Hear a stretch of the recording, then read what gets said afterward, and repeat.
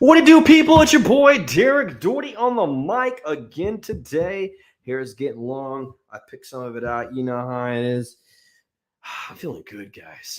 Got a loaded show today. Before we get started, though, I do want to say subscribe below. Be sure to hit that goddamn like button below and subscribe because we need 94 more subscribers to hit 200.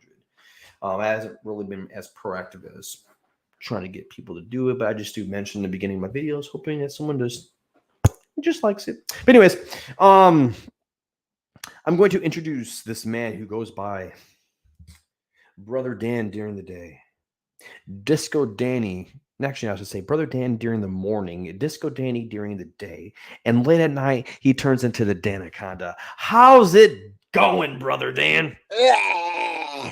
I am doing well, my friend. I'm doing fucking fantastic. You know what? I'm ready for a kick-ass show. I'm ready for our viewers to have a kick-ass time and good time. Might not be a long time, but it might be a good time. I don't know if I said that right, but hey, we're all here. Right? Probably. I mean, it sounds accurate. I guess it just depends on people's definition of a long time. I guess I don't know. They're probably thinking that this is too long already. Yeah. Long time for me is like 30 seconds. I'm a one pump.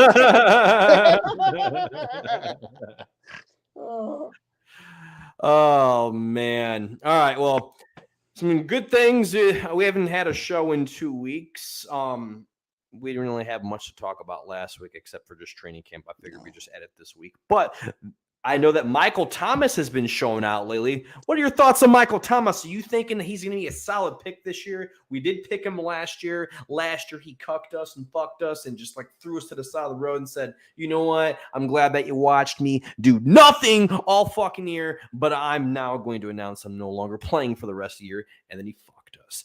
But this year, apparently he's back to his old self. He's out there running exceptional routes, I've heard, and he's catching everything. Is he back? Well, he fucked us like a $5 whore last year. Let's not even front on that, all right? So I'm like, we picked him in the last pick. He fucked us. We kept him on our roster on IR the whole year, but that wasn't a bad pick. In hindsight, we still won it all. I'm like, you never know. I mean, if he says he's back, I'm gonna believe he's back. I think he's still young enough where he can get one massive contract left. So we shall see. It remains to be seen. Yeah, so I mean, you got Jameis Winston. He throws the ball deep, and Michael Thomas, slant king. I don't know him in a deep pass, but with him in slants, though, he shouldn't miss a beat. I mean, I think with deep passes, it's going to be Chris Olave. I think he'll be taking a lot of that. I mean, they're all from Ohio State, I think. Can't remember what the other wide receiver's name is, but I know Michael Thomas is going to eat in there, and I know Chris Olave is going to eat in there too as well. I think they're both good picks. I think that Michael Thomas is just going to be a target whore. Like they're just going to keep peppering with targets. But I do think it takes him like a couple of games to get into. I think it takes him like 3 or 4 games. Yeah, that's my opinion. I don't think he's all the way back because he hasn't played in so long. It's been 2 years, you know. So yeah, I think it'll be some little rust at first, but then he's going to start to kick into gear. Yeah, he's not a number one receiver anymore. And even if he gets the rust off his back, I don't think he will be. If he does put up wide receiver 1 numbers this year, like, are you gonna be surprised? No, I wouldn't, but I wouldn't say that he's going to either. Yeah, we shall see. We shall see. Honestly, I see him as a wide receiver 3. That's the chance that I would take if I'm going wide receiver 3. If not, I'm not drafting him at all. He's a wide receiver 2. But me, I've learned my lesson last year. I'm no longer drafting players that have an injury tag coming into the season, and there's a lot of them. Like the league that you guys tried to sabotage me in the other day. Like, oh, Danny gets a 6th-round pick. Nobody wanted me to get Jonathan Tate.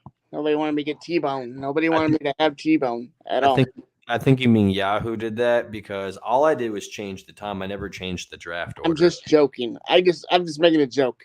Yeah, but still, I got out of nowhere. Like you just messaged me, like, "Hey, I'm not first pick anymore." And then somebody else messaged me, like, "Dude, it says that I'm 12th. What's going on?" And I was like, "Oh God, let me go look at it." Then I go and look at it, and sure enough, for some reason, when I changed the draft time, it changed the whole order and just reset it to just reset it, I guess, and just made it its own thing. I'm like, what the fuck, dude? And then because it was an hour prior to the draft, I couldn't change it. I have to wait until the draft is over. So not only did I have to wait an hour for it to start, then I had to wait like an hour and a half for it to end. Then like 8:30, I go to get it started again, and it says that the only time available is 2 hours from now at 11 o'clock. It's like, damn, we're going to be drafting until 1 a.m. If you guys are sleeping, I'm going to get some of the nastiest picks ever. And I didn't want to like take advantage of everybody because do I look like that kind of guy in fantasy football that would just like be a snake? Yeah, I mean, I remember one time that you traded Jamal Charles, Peyton Manning, and like 2 other players for like, I don't know, 1 video game and a box of chocolates. No, that was Brett. That was Brett. Brett did that because I wanted to win. You gave that to Brett, and then Brett had that team. No. Brett gave me those players, and I had that team. He wanted like a video game. He wanted what? Even worse. No, he wanted a video game. I gave him like a video game. He didn't care about it. He's like, all right, I'll take a video game and some chocolates. That's a steal for me. You guys didn't let me in like a league for like 2 years after that. Yeah, a lot of people didn't want to play with you at all after that. Yeah. I grew up though. I had a few people leave the league because they thought you were in it, and then Chris Moore came back. Oh, I don't know, man. I don't know. But we've actually last year though. You said what? Wasn't that awesome last year? You were good last year. You didn't cheat last year. No, I didn't cheat. I haven't cheated since 2013.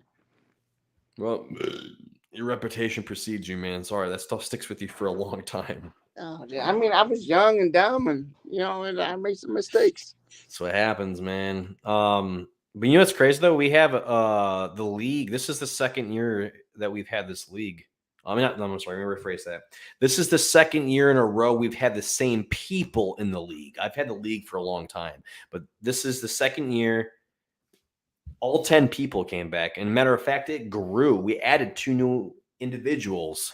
We got Haley playing now, and we got my cousin Chris, because Chris is into football and he watches it, and I feel like this would be good for him. You know? I gotta say, before last year, before I was invited back to the league, I didn't know. I thought I was gonna be after the league prior to that.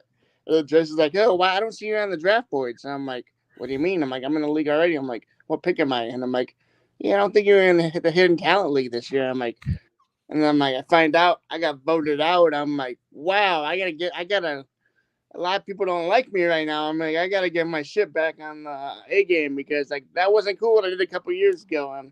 It's because I gotta say I was butthurt. There's a lot of people that left the league. There's a lot of people that left the league, and then I had a lot of people that wanted to join the league, but they wouldn't join it if you were in it. So like I had to make the executive decision to remove you so I could add 4 people into it and make it better. Okay, but in all fairness, I agree with that. I got my year banned. I learned my lesson. I hope everybody's okay with that at that point because I was super butthurt when I found banned for 2 years. What? You were banned for 2 years. Was it 2 years? I think I was in the year prior to that, wasn't I? 2 years. Wow. Yep. And I didn't know about the year prior to that, but I'm like, when Jason's like, we were in another league together, remember? Yeah. The year prior, because the year prior we were in you're the one who brought me into your guys' league. You guys didn't know the level that I was at. You guys are like, oh yeah, and you guys are like, hey, it's $100. I'm like, all right, I'll take your fucking money, dude, and then just destroyed you guys. That was the greatest team I've ever had. That shit was stacked. I got Patrick Mahomes with my last pick, my 15th pick, and you guys let me have that, man. And I had Russell Wilson as one of my starters, and then that was the year that Patrick Mahomes just blew up.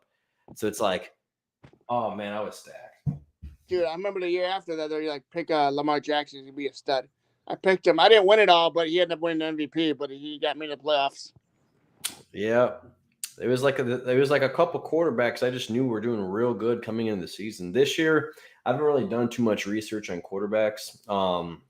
I took Russell Wilson in one of my leagues, my $200 league. And by the way, the only way I'm drafting 2 quarterbacks is if it's a 2 quarterback league. And I'm actually drafting 3 quarterbacks. Actually, you know what? No, I take that back. Like going forward, me myself, I only want one quarterback on my team. I mean, but the league we're going to be in that we won it all last year, we won that 500. It's going to be a 2-quarterback league, though. It was, but the ones that it's not a 2-quarterback league, I only want one quarterback. Yeah, I'm gonna roll with you, whatever decision you make, because in those leagues that we share, I mean, you're a way better drafter than I am.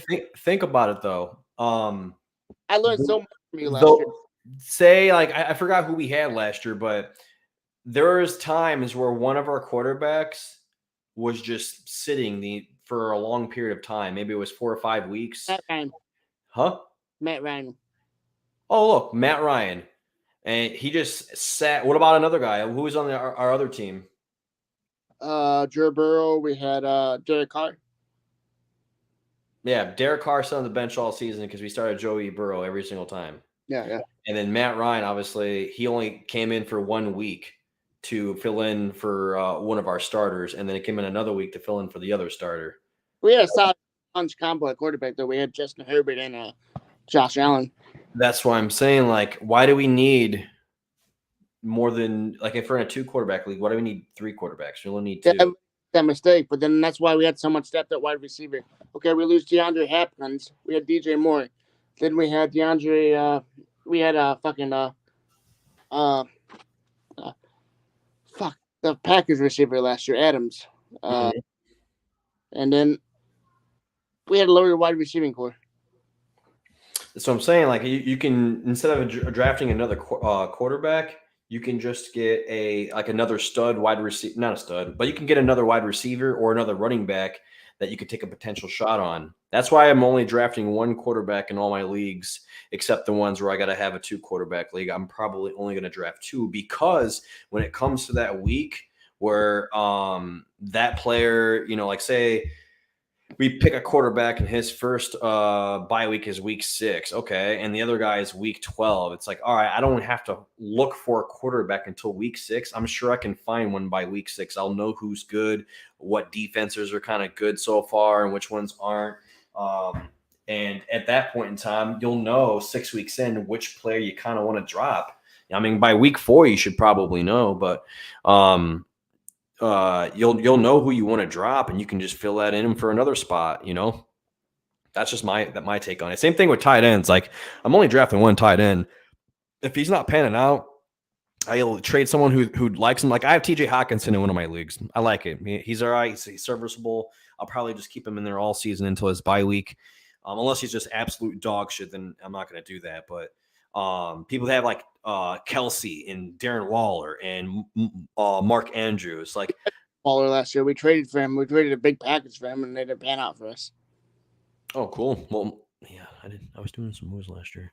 But yeah, if you have any of those three guys, or like George Kittle, like those guys, you don't need another tight end on your roster at all. Like, you don't need a backup. Why do you need a backup for it? You're never going to use that backup until it's his bye week. So why have one? Same thing. Like, I would just, if you don't get those guys early, just plan on streaming tight ends the entire season. Look for a tight end that has a good week 1 schedule. I mean, look what we did in that championship game. We had St. Brown, Vermont, or whatever from the Lions. St. Brown, we picked him up off the waiver wire. Yeah, he had 31 points for us that game. Then we had fucking Hunter Renfrow that had like 23 or 24 points. Waiver wire? I believe we put because we traded a lot for fucking Darren Waller, but we ended up getting Knox, and Knox ended up giving us like 5 or 6 points, which is not bad for a tight end. But our team was loaded at wide receiver. Yeah, the only time I'll have 2 tight ends on my team is if all of a sudden someone get hit with an injury tag, they're like day to day, or they're questionable for week 1. All right, I'll pick up another tight end just in case this guy's not going to play. You know what worked well for me and you teaming up last year too is like I stay up super late because of the bar. So do you give me your advice, your picks? And I'm like, you're way better at the waiver wire and drafting than I am. So I learned a lot from you last year. It probably sucked being in the hidden talent lead because like we had to face each other. I'm like, I almost beat you, but I lost Mike Evans to injury. But hey, you won it all. Whatever. Hats off to you. Yeah. God damn it, you gotta get the trophy out now. Ouch. Just ouch. I want that. Yeah, I got another one too. I don't want to see another. No, don't do it. Don't do it. Ouch.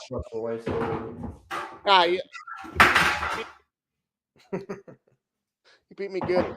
You mean like a redheaded stepchild? But no, I learned a lot from me last year. It was fun playing with you, and I learned a lot about drafting. I'm like, I always overvalued the running back position, but wide receivers, I feel like are more valuable in the PPR league.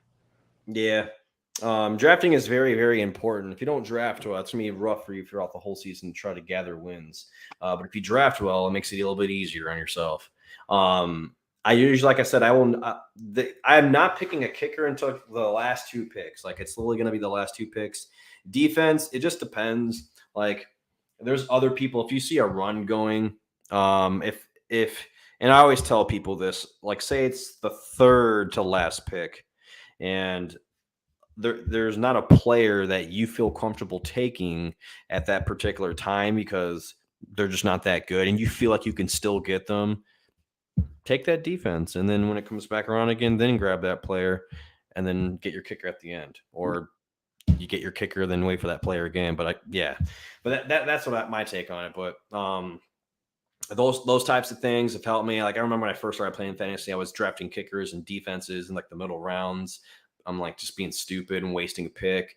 I've also been dumb and not drafted a running back until like, middle rounds or and then I don't have an elite wide running back one. I got to find them off the waiver wire.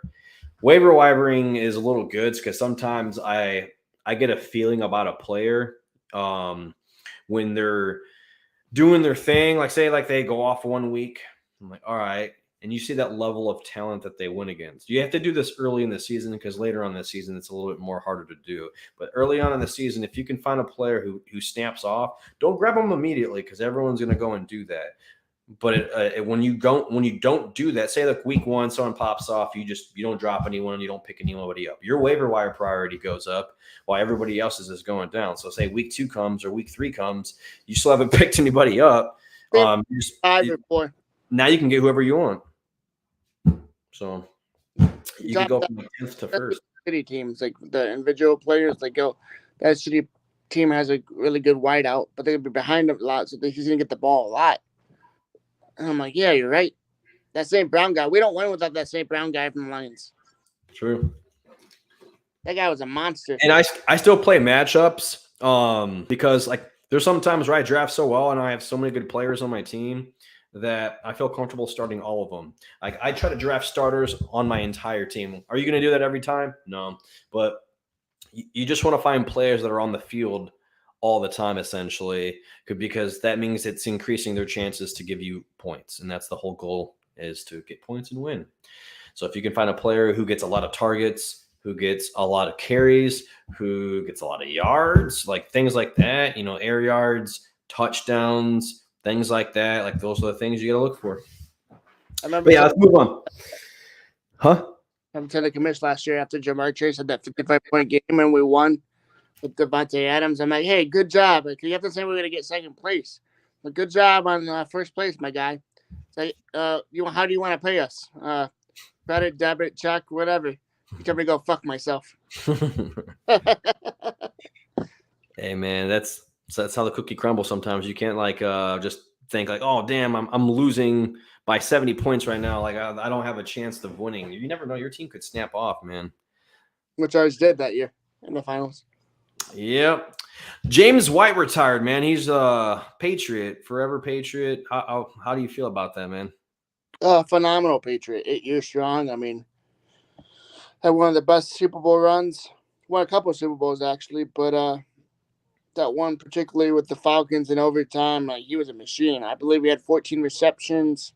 Hit a game-winning touchdown. I mean, Brady likes running backs out of the outfield, and he was just prototypical good scat back. Just can be out of the backfield and catch. Fast, elusive, can do anything. Sad, but it was time. A couple injuries, big injuries. But nothing taken away from him. Good career, great career. Hall of Fame, no, but could be in the Patriot Ring of Honor soon down the road. Amen. I like James White. I had him on my team a couple times throughout the course of my fantasy football career. He's a really good PPR machine. Not so much the last couple years. I kind of stayed away from him because New England running backs kind of pissed me off. But if you go on James White's feed on Twitter, it's at sweetfeet_white, and that's SWEETFEET_WHITE. He said, "New England will be in my heart forever. Thank you for your unwavering support over the years. I'm forever grateful. This chapter has been one that I will cherish. I look forward to what is next." And then there's this like little thing right here that he said. Let's bring that up. "It has been an honor to represent my family, my teammates, and the people of New England as a Patriot. Reflecting on my 9 years in the NFL." Ooh, you said 8. 9 years in the NFL and all the sacrifices it took to get here. What? I thought it was 8. My bad. All good. "There are many people that were just as much a part of this journey. Thank you to my wife and my kids for sacrificing my time with them to allow me to play football. My wife Diana especially. People do not fully appreciate the sacrifices that our significant others and families have to make to allow us to do everything to perform at such a high level. Diana was there every step of the way. Thank you to Mr. Kraft, Coach Bill Belichick, and the entire Patriots organization for giving me the opportunity to live out my childhood dream. To be able to play my entire career for one franchise in front of the best fans of the NFL has been a tremendous blessing and honor.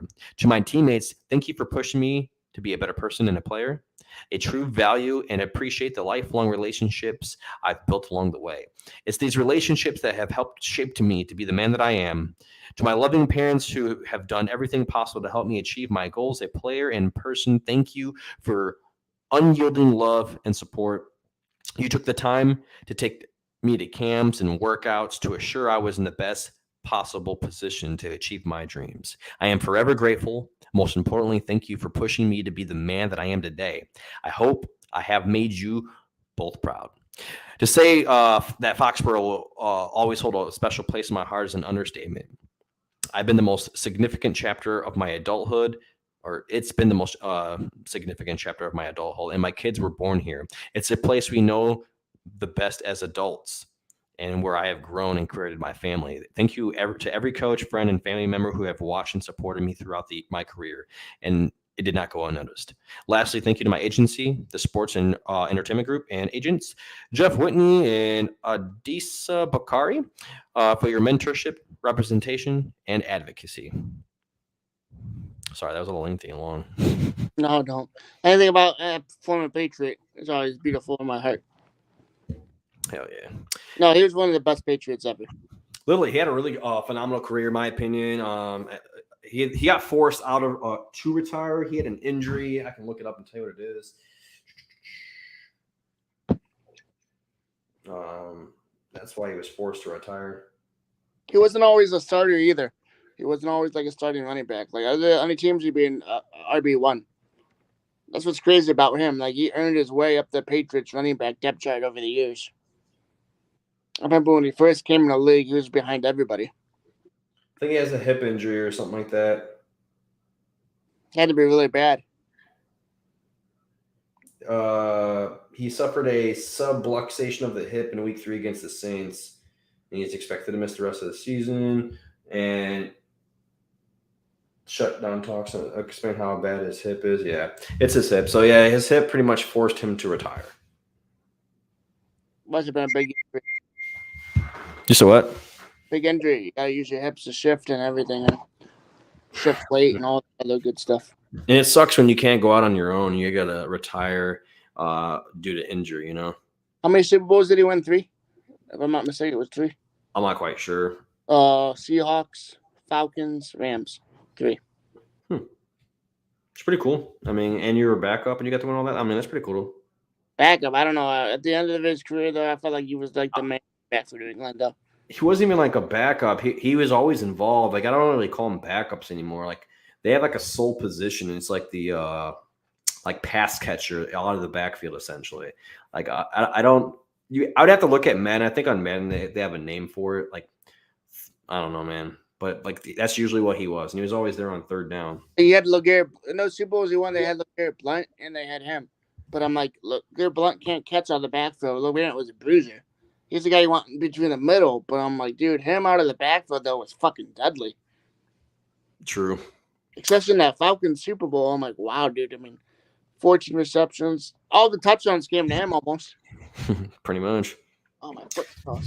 But yeah, moving on from him, Carl Nassib is signing a 1-year deal with the Bucs. So let me show you what Adam Schefter had said. Carl Nassib now returns to the team, the Bucs, and the coach Todd Bowles, under which he once thrived. Buccaneers have reached that 1-year agreement with former Raiders defensive end Nassib. Carl Nassib. What are your thoughts on that, Danny? He's a good defensive end. And I know he's gay and everything. It doesn't mean anything. Oh, I actually forgot he was gay, honestly. No, I didn't. It stuck in my mouth. That's cool. There. He's on the team with the Bucs. I mean, Todd Bowles already knows how he is as a player. He's gonna get the best out of him for sure. Can I be completely honest with you? He's a starting defense. The reason why he's not because his homosexuality. So you think that's the reason why he hasn't been able to play? No, I mean, he played a lot with the Raiders, but I'm like, he's really fucking good. And when he had the last stint with the Raiders, last stint with the Buccaneers and then the Raiders, like when he plays, he shows up to play. He gets sacks and shit too. He's a fucking monster. Yeah. He's a good player. I think he's a rotational player. I don't think he's like an elite or a stud or above average player.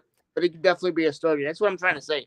He could definitely be a starter. He wouldn't be an elite, but at a rotational player, he's fit the best. That's pretty good. I mean, they need productive players like that in the NFL. Yeah. But a lot of players like that are not accepted yet still. It's still taking time, and that's sad. But it will eventually. It'll catch on. We just got to keep pushing for it. Dude, I'm totally cool for it as long as we can win another Super Bowl for Tom, dude. Dude, you fucking love on Tom. Not literally, but love on Tom and just do your thing. Get after the quarterback. The guys might not even block against you. They might just let you through. I don't know. I'm making a joke and just out of that. No, but literally, he's a fucking phenomenal player. He's fucking awesome. Good rotational player. Definitely could be a starter. Maybe not elite, but it was a good sign by the Buccaneers. I'm all for it. Wonderful. Saints have signed a veteran linebacker, Jon Bostic. He has bounced around a lot. I'm pretty sure he's on the Bears at one point. He's a productive player too, man. He's very serviceable. I think he still can do it this late in his career. Definitely be a mentor to some other players and maybe share some knowledge with them. What are your thoughts on that, Danny? Mr. Boom, he got drafted out of the Bears in the Mike Trestman era. I thought he was going to be like a stud linebacker. Unfortunately, it didn't happen, but he's a heavy hitter, and he could hit. Doesn't always have the other traits that comes to being a linebacker, and that's okay. Serviceable backup, rotational, he'll be good. A lot of knowledge. I think it's a solid pickup. Yeah, I think so too. When you have all that knowledge from playing around in the NFL, man, it goes well. I mean, I'm sure he could pick up things quickly, especially with him being on so many teams and things like that too as well. I feel like he could pick up, spread that knowledge, especially the rookies that are on the team, and make them better, in my opinion. Some other players that have been getting signed. 49ers are signing veteran safety Tashaun Gipson. I think he was a former Jacksonville Jaguars player and Bears player, if I'm not mistaken. Yeah, correct. He's very productive too. Like I said, we just naming a bunch of productive players that just they know what it takes and they have that veteran experience. He was a Pro Bowl player at one point too, though. Gipson. Thing about Gipson though too is like he's not the prototypical safety. He can line up in the box and play linebacker too against your run. He's a big dude, but it's got to be in the right situation, the right scheme fits. It works for the Bears sometimes, don't work for the Bears all the times. I mean, he needs to go back what thrived for him when he made those Pro Bowls or Pro Bowl or whatever. But he's a serviceable safety at this point in his career. I mean, the 49ers are signing him too, which is just going to make them even better because if they can find him and like unlock that potential again and bring it back and he starts balling out again, like, oh my God, like they got him on a 1-year deal, you know what I mean? Like, it's crazy.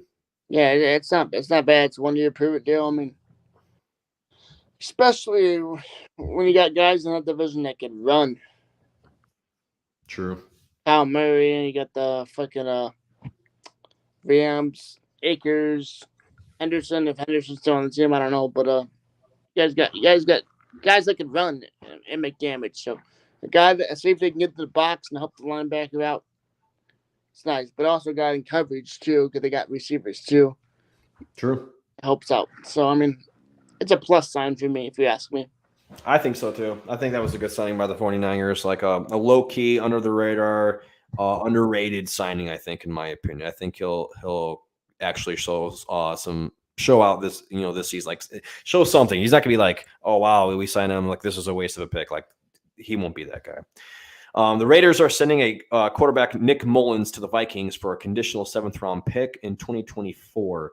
So he's pretty much going to be backing up Kirk Cousins just in case Kirk Cousins gets injured. I like it. I remember the Nick Mullens show when he was playing, I think, for the 49ers when Jimmy Garoppolo went down.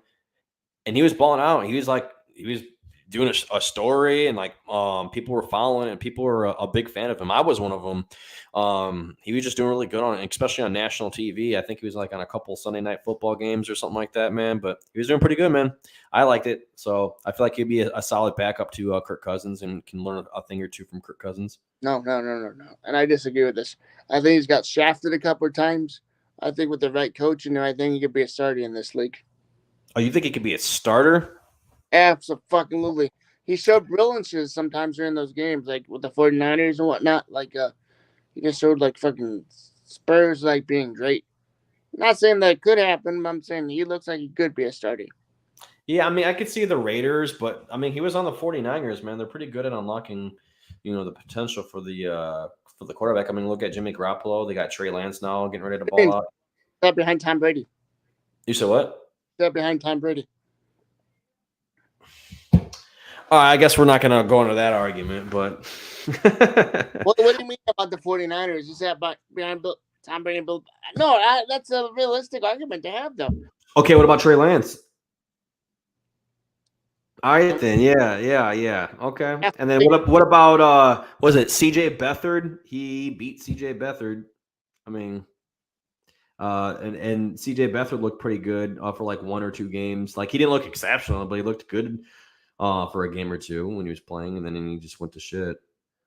So I'm just saying they can get some things out of the quarterback. Nick Mullens was in there, but he hasn't started, and he didn't take Derek Carr's job. So if he was a starter, I don't know. Yeah. And he was, I don't know if this is true, and I don't know if they sent him this season or last season, but wasn't Marcus Mariota starting over him? Yes.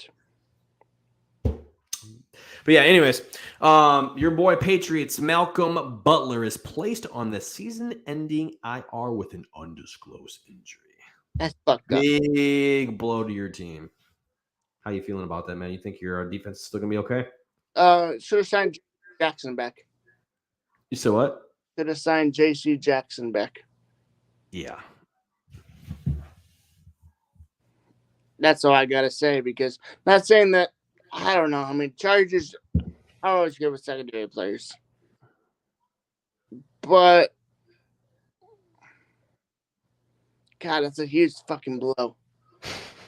God damn it, dude. But Bill Belichick's really good with the secondary. He's always been good with secondary players. He does know how to, like, somehow he always finds some elite cornerback that's on his team, and they leave and go get a fat deal somewhere else, suck for a few years, and then come back. No, Bill Belichick knows anything. Even when the Patriots played the Bucs last year, I mean, Bill Belichick was disposing Tom Brady like crazy. They barely won that game over a field goal. I know, it's crazy. That was a good ass fucking game though too. It was a really good game. You know me, I love football. Yeah, so I'm like, Bill Belichick, when it comes to defensive players and knowing things, I'm not too worried about it. He'll figure it out. We'll see how it is. I think I mean, it hurts your team, that's for sure. At least on one side of the field. But we shall see how it plays out. I mean, Bill Belichick's just been a baller all season. I mean, he's been a boss all season. All off season. Like everyone's ask him a question and he just shuts them down, like doesn't give them a straight answer, and that pretty much just tells them to fuck off. And he's a G, dude. I love it. I'm just curious to see how this season plays out. Like, if they do bad to start the season and continue doing bad, they're gonna come for Bill Belichick's head, bro. But if they're doing good to start the season, man, he's gonna shut a lot of motherfuckers up. Anyways, more Black NFL retirees have been approved for dementia claims in newly rescored test. You're like, what are you talking about, Derek? All right. This is on ESPN. You can go on their website. The website's up there at the top. 2 years after a pair of former players sued the NFL over the treatment of Black retirees in the league's $1 billion concussion settlement, hundreds of men whose medical tests were rescored to eliminate race bias now qualify for awards. The newly approved payouts announced in a report Friday are a victory for NFL families in the decade-long legal saga over concussions. The 2020 lawsuit unearthed the fact that dementia tests were being race normed, adjusted due to assumptions that Black people have a lower cognitive baseline score. Changes to the settlement made last year are meant to make the race test blind or race blind. The new results will add millions to the NFL's payouts for concussion-linked brain injuries. A league spokesman did not return a phone call Friday or respond to emails sent in recent weeks seeking comment on the outscoring. Of the 646 Black men whose tests were rescored, nearly half now qualify for dementia awards. 61 are classified as having early to moderate dementia, with an average award topping out at $600,000. And while nearly 250 more have milder dementia, and will get up to about $35,000 in enhanced medical testing and treatment, according to claims supporting it. Now, I'm not going to read all that, but yeah, pretty much it's just saying that more Black men are not going to be approved for dementia cases. And that bodes well for all of those families that have been affected by that thing. The NFL tried to hide that for so long, and now it's all coming out to light, and they're having to pay up for it. So I feel it's really good. I don't know where Danny went. There he is. Sorry about that. I had to take a little bathroom break. No worries. But yeah, more Black players and that were in the NFL are going to be getting approved for dementia claims, so they can get money for having dementia for playing in the NFL. There's a test that has been changed because before the test was saying that essentially Black people have a lower cognitive baseline score. So I guess that these new tests were made last year to make the test race blind, essentially. So more Black men are getting approved for this. So I was just saying that I felt like it was good for the NFL. It was something I wanted to bring up. What are your thoughts on it, bro? Should have never been anything that needed to be approved. Honestly, why do we have to make race about everything? Like, I don't give a fuck if you're blue or purple, green, whatever. Everything should be fucking equal. That's sad that we now have to agree to something on that so they get the medical care that they needed. Yeah, it took way too long, and the fact that it took the NFL's been around since 1960s. Why is it taking this long? But at least these are breakthroughs. I feel like these are major history points that people don't really realize right now, but in the future they're gonna look back at this moment and like, wow, this was the stepping stone, or this is good. We actually got through to them on this stuff, So I feel like it's good. We're getting there. The NFL was longer than 1960s before that, but. What's it called? National Football League. Right? It was American Football League or American something associate. I don't know. I remember it's because the AFL and the NFL. Yeah, the merger. It doesn't matter right now. I just want to. But speaking, there we go.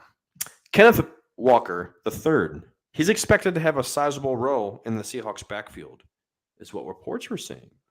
But all of a sudden, I got some reports right here, and it says, wrong one. I didn't mean to open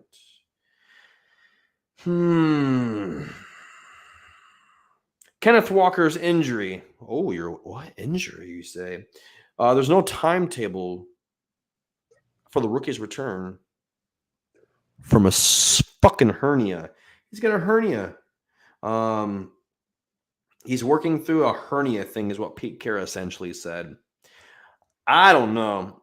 I know that he's supposed to get a lot of work, but dude, I'm drafting Rashad Penny, just in case. Rashad Penny was a monster last year. He was, he was, man. That's what I'm saying. Like Chris Carson's gone now. He retired, and then you have this Kenneth Walker guy that they drafted. I mean, if you guys want to take a shot, like I said, like anyone who is injured going into the season right now, whether if it's a hamstring, I'm not fucking taking you at all. Hamstrings linger throughout the whole season.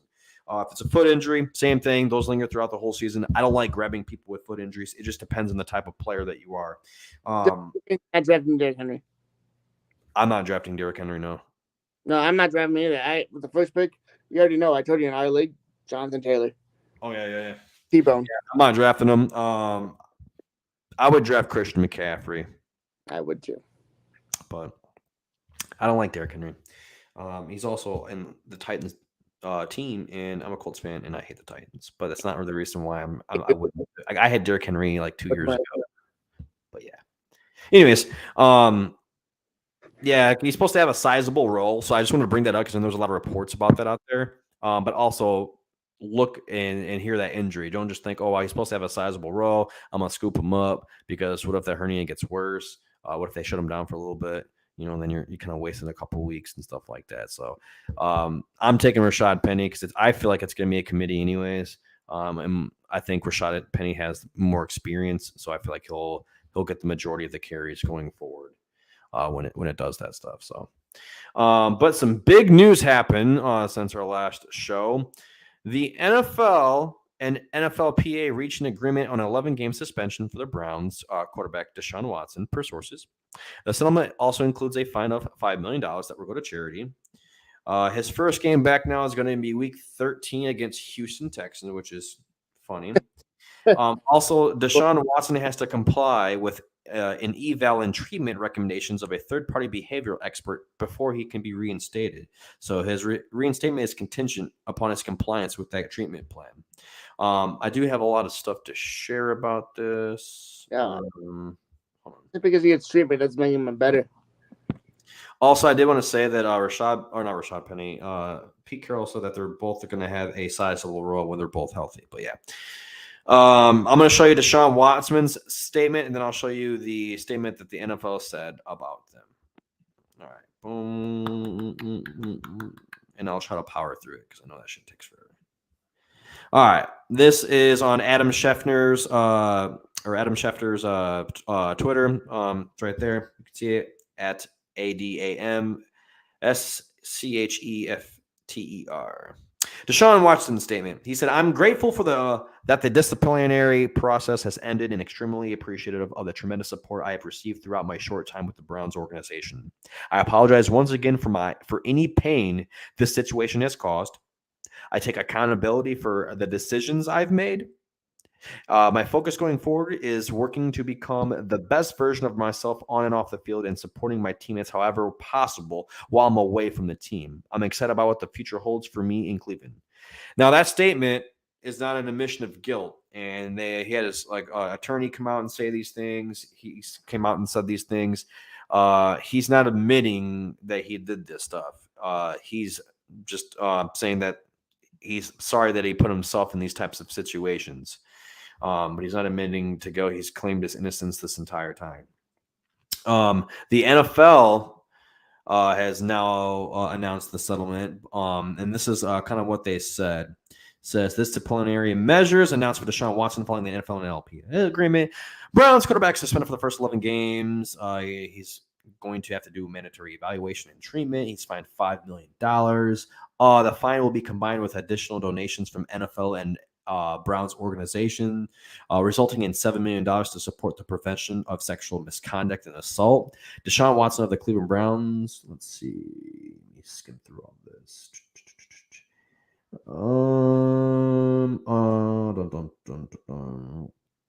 Yeah. So pretty much he's donating $5 million to a prevention of sexual misconduct and assault charity, and then the NFL is going to donate $1 million as well, pretty much $1, and the Browns also another $1 million, so it'll be $7 million total. And he's going to be suspended for 11 games, and he's not playing until he's going against the Texans. Thoughts, Danny? I know that was a lot. Listen, man, who's innocent in this world? Nobody's innocent. Do I think he did all that with all that women? Probably not, but a good majority, yeah. He's a good-looking dude, no homo. Probably didn't have to do a lot of the stuff he did to get what you need to get out of those women. I know it sounds gay, but just to be 100% real, you have all that money, you have all that whatever. You don't need to be fucking doing fucking crazy-ass shit to get what you need. And I think the disciplinary measure, I don't think 4 or 6 games was enough. I'm okay with that. But he's getting forced to do that, so maybe he might not learn a lesson. Hopefully he learns something out of the therapy that he goes to. I don't know.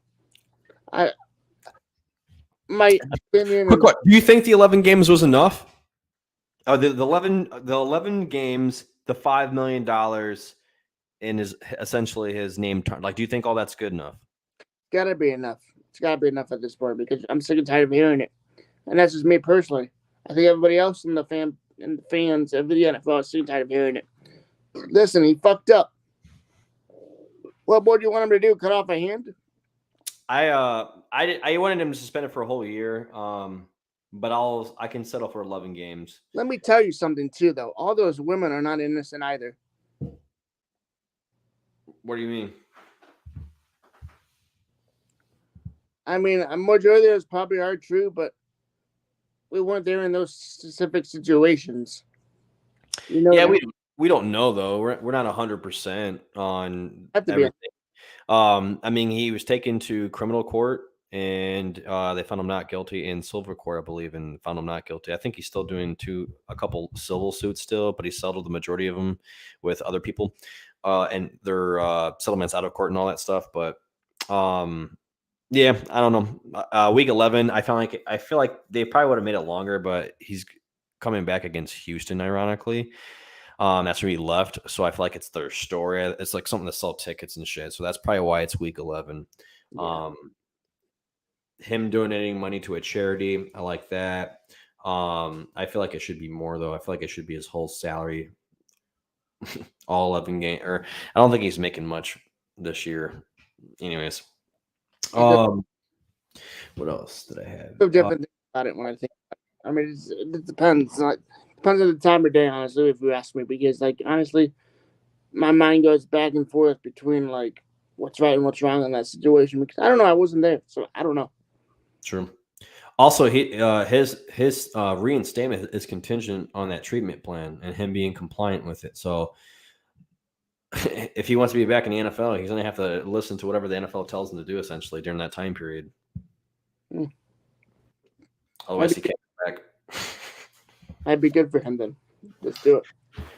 The Big Ten has agreed to a $7 billion deal. Media rights deal, anyways. That's a lot of fucking money. A lot. There's a reason why I wanted to talk about this. What are your thoughts on the $7 billion deal, Danny? That's a fucking astronomical number right there.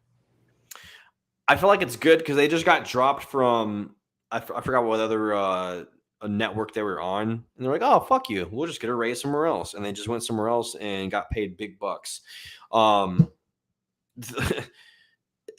This brings a point up that Ohio State CJ Stroud said that the players should get a big share of that Big Ten contract. I'll share something with you that he said. If you go on the Bleacher Reports right here, Ohio State's quarterback CJ Stroud said players should receive a portion of the Big Ten's media rights agreements. He said, I definitely think it should be shared, but if not, at the end of the day, we have the NIL space, Stroud said. We can do it that way. The new college world is turning around, and I'm here for it. The new broadcast contracts with CBS and Fox and NBC, which begin in July, will be worth over $7 billion over 7 years and include an annual payout between $80 million and $100 million to each member school. Wow. Stroud's talking about all his highlights and everything. But yeah, I mean, that's a big deal. And honestly, I feel like when those media rights go into place, I feel like those players should get a portion of it. It should be, something can go into their into like to all the players of some sort that are playing on those teams. Players that should be in the NFL don't get to go to the NFL because they don't have the money to get in the NFL. You know what I mean? Or the training that they need. And it just goes to that argument where everyone thinks that like you don't want to pay the players on Ohio or on college, which I get. Listen, there's no college football without the players. Listen, if you're gonna start bitching about it, then maybe the players should just quit. Is that fair? They won't because they know that's their future. No, but I'm like, if you're gonna get all, why should this place get all the money for $7 billion because they get to put them out there? I think they should get a portion of it. You're like not paying the players, but I guess it needs to be given back to them somehow. You know what I mean? Some way, shape, or form. Maybe 10 or 20% of the pay. I mean, shit, $100 million, and you mean you can't give me like $10 million to the students for something? $100,000. Anything, like something like to them. You give me $50,000, that'd be cool. Like something that can help them out. I don't know, pay their. Like I know a lot of those guys are on scholarships. That's why it's hard to determine what they can actually have. But I know some of them like struggle because just because they're getting school for free, like they still have they practice a lot. So a lot of them, I don't feel like work. If they do work, it's like they're working, practicing, and also going to college. If you give them something, to live off of, it helps. You know what I mean? A little bit helps. That's tough because I don't know. It's just like they can quit the next year too. Like I just got millions of dollars. You don't have to give them all at once. It could be stipends. Yeah. And it could be contingent. Like say like you do that, and now they you're required to pay them back. Like your agreement to getting this money is you have to do this for all this many years. Otherwise, you have to give all of it back or some shit. Like I've seen things like that. There's contracts you can create. Yeah. They could have what's called like a prorated amount where, they only get a certain amount of however long they've been on the team. But yeah, that was just my take on it. But yeah. Also, Amazon theme song for Thursday Night Football. It's here. Excuse me, and I'll share it with you. How rude.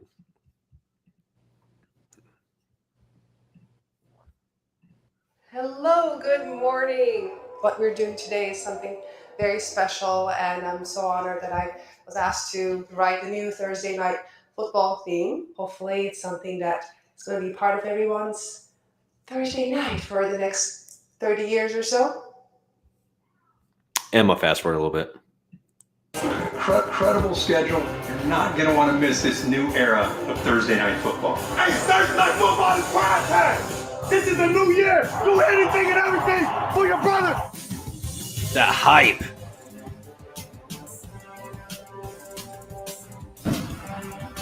The king is back. Pray for the guy beside you. Pray for this stadium. Pray for everybody. Let's go! Let's go! Play this circle. He splits in for the go-ahead touchdown. They got him again. Myles Garrett scored and a intercept.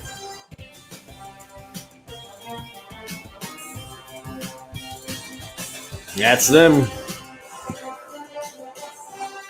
But yeah. So, what do you think about their little promo video? I skipped through a bunch of it and whatnot. But Thursday Night Football on Amazon starting this year. It's supposed to start next year, but it's starting this year early. That wasn't good. You didn't like it? I don't like it. I'll probably send you the video again. You can watch it again. But yeah, I mean, I thought it was all right. But I feel like it's just like that the hype, like they're building like when the beat's about to drop or something like that. And then the beat drops, and then it's just like, doo-doo. I feel like that's how their theme song is. It's just like the continuance of that same exact beat for a period of time. And then, yeah. We'll see how it pans out, though. It's Amazon, dude. They got fucking loads of money, bro. I'm actually kind of excited to see how they are on Thursday Night Football and whoever the fuck is going to be doing the announcing. I forgot who it is. I already know it in my brain, but I just can't think of it. But it'll be fun. In my opinion, I think it will. Yeah, Maybe the theme song's not so great, but I don't know. I feel like whenever someone makes a theme song, we essentially don't think it's great initially. right away at least. Yeah. Urban Meyer is also returning to Fox College Football pregame show after the NFL coaching stint that he should never have done. Just want to bring that to light. So everyone out there who watches that stuff, he'll be there giving his opinion. Maybe another scandal might come through. But Danny, Bears linebacker Roquan Smith said that this was the last year of his deal and that he's going to bet on himself like he's always done. After not landing his deal, he's going to be returning to practice for the first time since training camp. So what are your thoughts on this? I think the Bears won on that because whatever they said to him really got his head turning a little bit. So like, they're like, listen, you don't get he's marketing himself. He doesn't have an agent. So maybe they're like, hey, your market's not too high for you. And I think you got to go out there and perform one more year. Mm. You think that they just they got in his head? Yeah, I think they lowballed him a little bit. Maybe he's just getting dicked around by them. And he just said, you know what? Fuck it. I'll play and I'm going to ball out. And if you guys don't pay me at the end of the season, I'm out. And maybe he wanted to, when he asked for that trade, I feel like he maybe felt it was disrespect to Chicago because Chicago loves Roquan. I mean, at least from most of my friends, I know one of my friends doesn't like him at all. Always is talking shit about him, but I just feel like he's gonna try and ball this year. Because he's himself. He's the product. You know, they're saying that he's not worth that amount. He's gonna show them that he's worth that amount, and then he's gonna ask for that dollar amount. If they won't pay him, somebody else will. That's just my take on it. I mean, he's not better. I think of linebackers. I think of Brian Adler, Urlacher, Lance Briggs. I mean, they were way better than he was. I mean, true. But I mean, he's still early. He's still young. How old is he? How old is Roquan Smith? I said, how old is him? He's 25. Yeah, so he's still young, man. He's probably got another 10 years in the NFL, depending on if he wants to stay that long. I mean, linebackers, and I feel like linebackers and defensive linemen, they're in the NFL for quite a long time. I don't know how I feel about him. I mean, it just depends. It depends on the defense they run. It just depends a lot. Coaching changes don't help. It's true. You got the right. Maybe he's rubbing heads with someone who's coaching over on that team. But I feel like it's going to be even better for him this year because he's got a defensive-minded head coach and Matt Eberflus.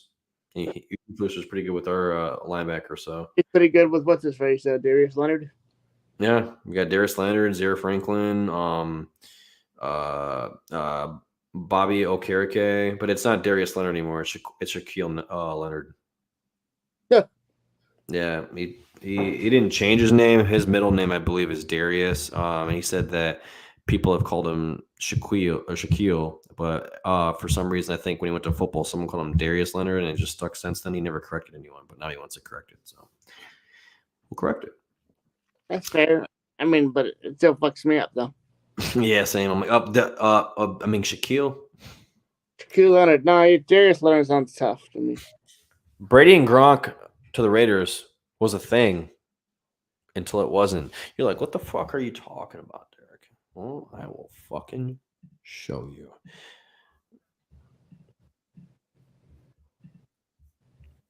Dana White. If you go to SportsCenter at SportsCenter on Twitter, Dana White says Brady and Gronk. So the Raiders was almost a done deal. He was like the facilitator between them. And Gronk confirmed. You would have been. Yeah. So I would have been. I'm the one. I worked to put that deal together for Brady and Gronk to come to the Raiders, and it was almost a done deal. And at the last minute, Gruden blew the deal up and said that he didn't want him. And all hell broke loose, man. It was crazy. And Brady was already looking at houses, and it wasn't being said yet that Gronk was coming. So Las Vegas would have had Brady and Gronk the year that the Bucs won the Super Bowl, except Gruden blew the deal up. And there's so much story that goes along with this behind the scenes. And I was never going to tell that story till Gronk just said it. But yeah. And Dana, let me tell you what, exactly what happened, and you just told the story. That is exactly what happened. Wow. Breaking news. Wow. John Gruden screwed up. Going to the But it Raiders. worked out for the best, and I'm glad it did not go through. Really? Yes, I'm glad it did not So go you through. think he was ready to win the Super Bowl? Yes, no, I mean, it all worked out for the best, man. I'm Okay. glad we went to Tampa, man. It just worked out. I love that play. Yeah, and that's how it was, and that's the end of that story. But apparently, that was a real thing. Tom Brady and Gronkowski was going to go to the Raiders, and I guess apparently Gruden blew that shit up and said, "Fuck no, I don't want that. I don't want that guy. I have our own quarterback." Because I remember him putting out a statement saying that Derek Carr is his quarterback, and he, like, you know, he does this, this, and that, and he wants to keep him, and we're going to stay by him. What are your thoughts on this, bro? 7 Super Bowl championships. I don't need to say more than that. Do you think Derek Carr was that, oh, you're going to pick that motherfucker? Remember when, like, Tom Brady said, oh, you're going to pick that motherfucker over me when he first went to the Bucs, and everyone thought it could possibly be like Phillip Rivers with the Colts, or there was another one that was out there, I forgot. But they're like, oh, yeah, you're going to pick that one? What if it was Derek Carr? Listen, Derek Carr's a really good quarterback. Let's not fucking shun him. He's good. But you're going to pick that motherfucker over Brady? No, we're going to pick Tom Brady and Gronkowski together. But do they win a Super Bowl if they're at the Raiders? Yeah, I kind of would be pissed if they went to the Raiders and they won a fucking Super Bowl, bro. You've been way more pissed than the Tampa Bay? Yeah, because I don't think Tampa had ever won one before, right? They won one in 2002 with Gruden. Oh, that's right. I don't know. I guess I don't really care. No, I don't know. I mean, Tampa Bay's defense was way better than the Raiders' defense. Yeah, by far. By far. They had better offensive grid, Cladwin, Mike Evans. It's just crazy to think that to me, dude. Like, he could be that that motherfucker. That was the motherfucker that you guys picked. You decided, you said, you know what? Derek Carr's the answer. He's going to take us to the promised land. Brady took that personally. He said, you know what? All right, bitch. I'm going to go to the Super Bowl this year, and I'm going to fucking win it. And that's what he did. He made those motherfuckers look stupid. Oh, you're going to pick that motherfucker? I bet you thought about that every day at practice. Like, you chose Derek Carr over me. Literally. He's probably like talking to his friends and shit like that. They're coming up. They miss a pass, and he goes up to his receiver. He's like, hey, man, you didn't catch that back there. And they're like, what? Oh, I know. I'm sorry, man. I'll be better on the next. He's like, no, you better be better on the next one because Derek Carr was chosen over me, and I'm not having it. Catch that fucking ball. Tom Brady and Peyton Manning is one of the time quarterbacks. That if you have to choose one of them, you choose one of those two. You don't choose Derek Carr. True. I don't know. I just feel like every time I see Tom Brady angry on the sidelines, that's probably what's going through his mind. He's probably really hit. He's like, Derek Carr had a fucking good day today. A real good day. He threw 4 touchdowns. 4 of them. You know how many I got right now, guys? 1. Give me 3 more fucking touchdowns. What are we doing out here? Kept doing it too, though. You know, that's the funny thing about it, though. But not always, though. I mean, I don't know. It's like Derek Carr was not a better quarterback than Tom Brady. Oh, also, did you know he was gone for 2 weeks? Yeah, I knew that. What do you think he was doing? What is he doing for 2 weeks? He's in the Bahamas with his family. You think he was in the Bahamas with his family? Did he tell you that? It was. You saw. Let me pull this shit off.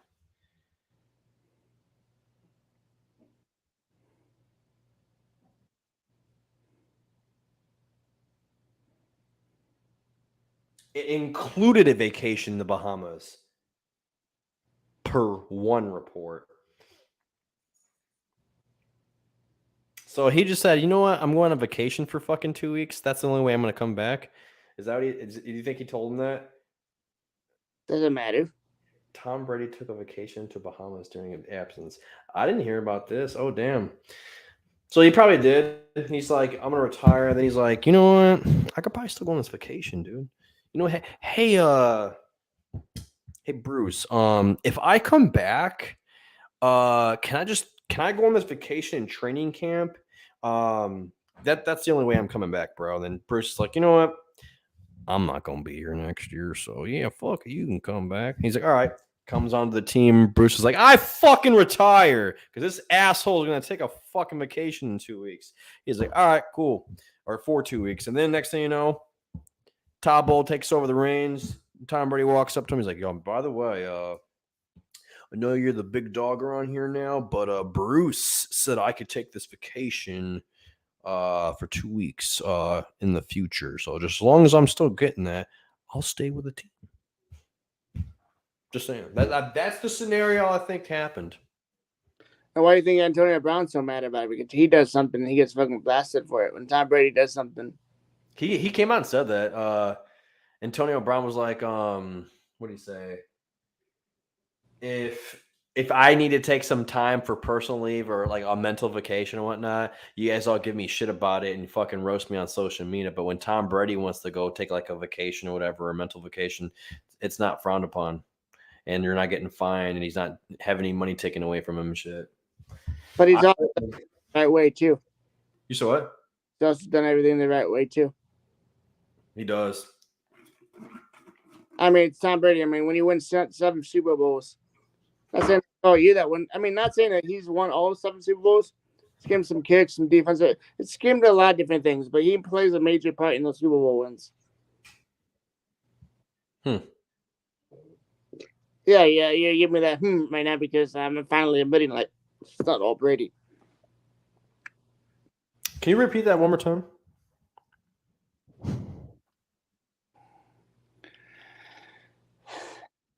Patriots had a very classy organization. Had a phenomenal kicker in Adam Vinatieri. Obviously, you guys had him. We had a stout defense, a stout running game. Tom Brady was a good game manager earlier in his career.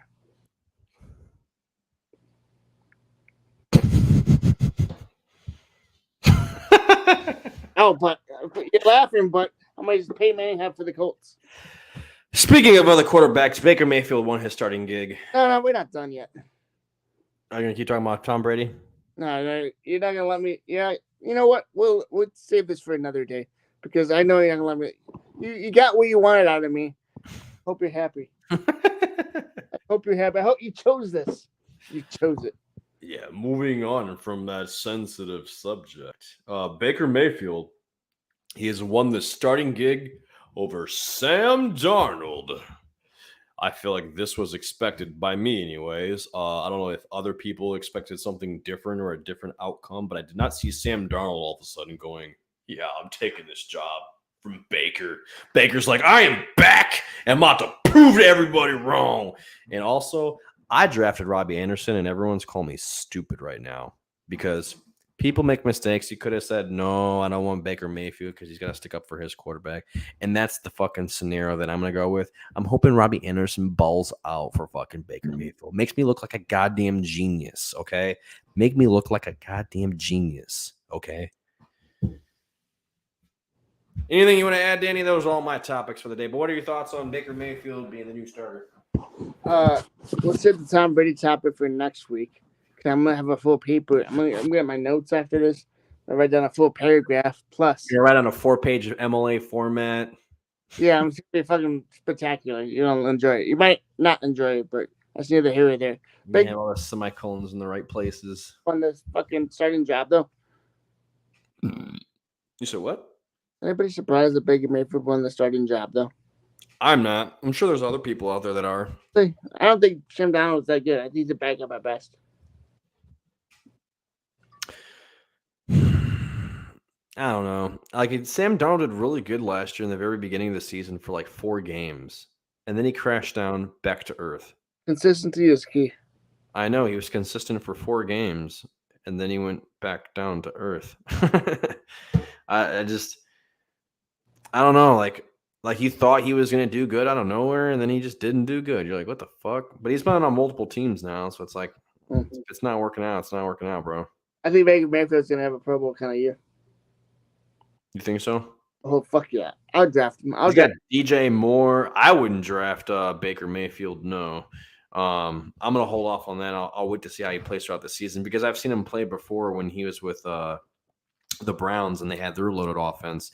Like running backs. Yeah, I still stream him, but I didn't have him on my team. I wasn't starting him all the time. But I feel like that'll be the same thing on the Panthers. But he's got Christian McCaffrey, so he's got a really good running back. He has Robbie Anderson. He's got DJ Moore. I think they drafted another wide receiver. So they got studs over there. We'll see how it pans out. I think he's going to do pretty well. I think I could see him having a Pro Bowl year. Me too. All right, guys.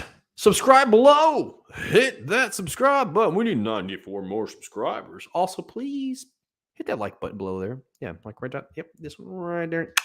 Thank you. Appreciate it, guys. Dan, you got anything else you want to add, homie? Go Patriots. Go Bucs. Super Bowl champs included. Go Colts and ignore everything Danny just said that last 20 seconds.